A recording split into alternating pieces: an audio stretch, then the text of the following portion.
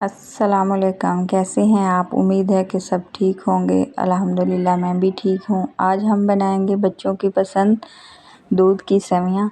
सेवइयाँ बनाना बहुत आसान है, तो बनाना स्टार्ट करते हैं। वीडियो स्टार्ट करने से पहले हमारे चैनल सारा ज़ैनब को लाइक शेयर सब्सक्राइब नहीं किया तो जल्दी से कर दें। अच्छा जी, सबसे पहले सेवइयाँ बनाने के लिए हमने ये थोड़ी सी सेवइयाँ ली हैं, आधा पैकेट है ये।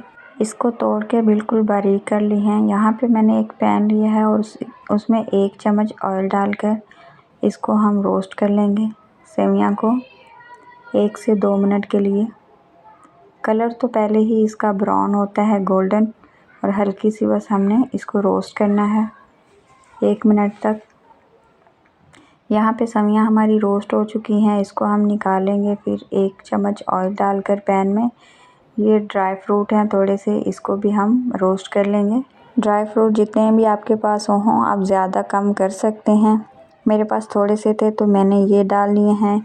यहाँ पे ड्राई फ्रूट जो हमारे रोस्ट हो गए हैं, अब हमने हाफ़ लीटर दूध लेना है और इसमें पैन में डालकर इसको एक उबाल दिलाएंगे। जब इसमें एक उबाल आएगा तो इसमें जो रोस्ट करी हुई सेवइयाँ हैं हमारी वो डाल देंगे।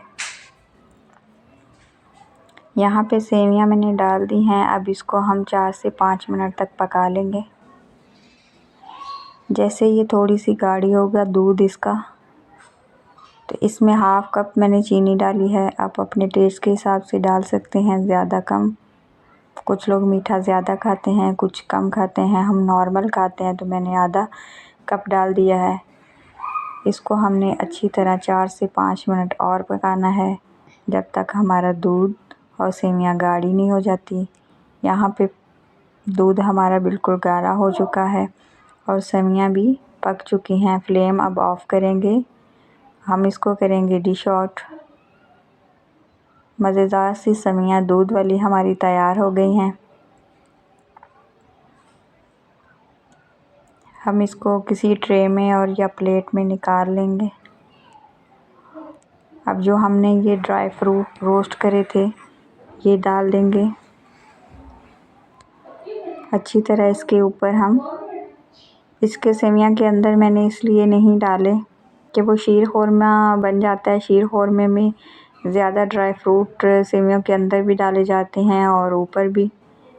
तो ये दूध वाली सेवइयाँ सी थी सादी, तो इसलिए मैंने थोड़े से ड्राई फ्रूट बस ऊपर ही लगाए हैं।